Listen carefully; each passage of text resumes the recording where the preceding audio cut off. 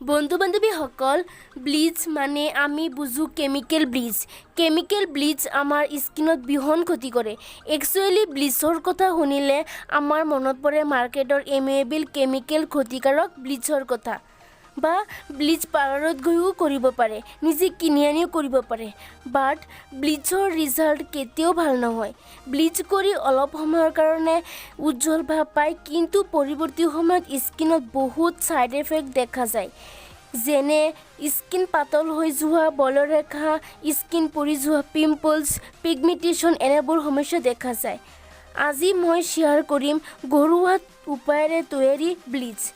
সম্পূৰ্ণ ঘৰুৱা উপায়েৰে প্ৰাকৃতিকভাৱে কৰা যায়, তেনেহ'লে কোনো ধৰণৰ সমস্যা দেখা নাযায়। আজি এই ভিডিঅ'টোত মই দেখুওৱা ধৰণে ঘৰতে ব্লিচ কৰিব পাৰি। জাষ্ট 3 বাৰ ব্যৱহাৰে ৰিজাল্ট দেখিব পাৰিব, কিন্তু অলপ সময় ধৈৰ্য ধৰি ইউজ কৰিব লাগিব। প্ৰাকৃতিক সকলোবোৰ ৰেমেডি অলপ সময় লাগিব, বাট তাৰ ৰিজাল্ট স্থায়ী হৈ থাকিব। অৱশ্যে ট্ৰাই কৰিব। বন্ধু বান্ধৱীসকল, ব্লিচ তৈয়াৰ কৰিবলৈ হ'লে প্ৰথমতে এটা পৰিষ্কাৰ বাটি লৈ তাত এচামুচ বেচন দিব আৰু এচামুচ এড কৰিব হালধি গুড়ি। এতিয়া এড কৰিম ৰ'জ ৱাটাৰ।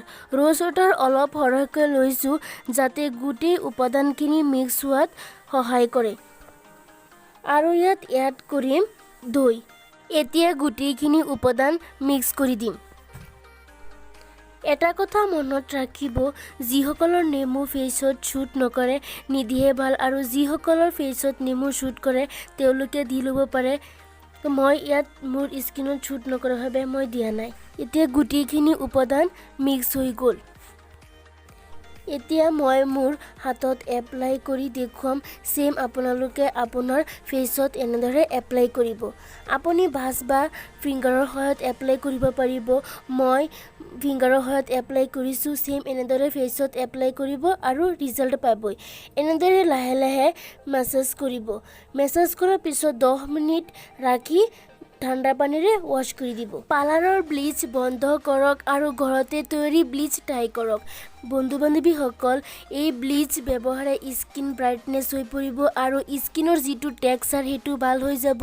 লগতে স্কিন ইনষ্টেণ্ট গ্ল'য়িং আহিব। পাৰ্টি, উৎসৱ পাৰ্বণত যোৱাৰ আগতে এই ব্লিচ ফেচত এপ্লাই কৰক আৰু চাব স্কিনত এটা গল্ডেন গ্ল'য়িং আহিব। ভাল ৰিজাল্টৰ বাবে সপ্তাহে এই ব্লিচ এদিন ট্ৰাই কৰিব, আৰু ইয়াৰ কোনো ছাইড ইফেক্টটো নাই, বৰং নিয়মিত ব্যৱহাৰে ফেচত লাহে লাহে লাইটেন হৈ পৰিব। আগৰ পৰা বহুত হোৱাইটনেছ দেখা যাব। বন্ধু বান্ধৱীসকল, এতিয়াৰ পৰা ব্লিচ নহয় ঘৰত তৈয়াৰী ব্লিচ এপ্লাই কৰক। ভিডিঅ'টো হেল্পফুল হ'লে লাইক আৰু প্ৰচুৰ শ্বেয়াৰ কৰক, আৰু এনেকুৱা সহজ ৰেমেডি জানিবৰ বাবে এই চেনেলটো ছাবস্ক্ৰাইব কৰক, আৰু ছাবস্ক্ৰাইব কৰোঁতে যিটো বেল দেখিব বেলটো এবাৰ চুই দিব, আৰু আমাৰ প্ৰত্যেকটো নতুন নতুন ভিডিঅ'ৰ ন'টিফিকেশ্যন আপুনি সৰ্বপ্ৰথমে পাই থাকিব। সম্পূৰ্ণ চোৱাৰ বাবে অশেষ ধন্যবাদ। আকৌ লগ হ'ব নতুন এটি ভিডিঅ'ৰে। ধন্যবাদ।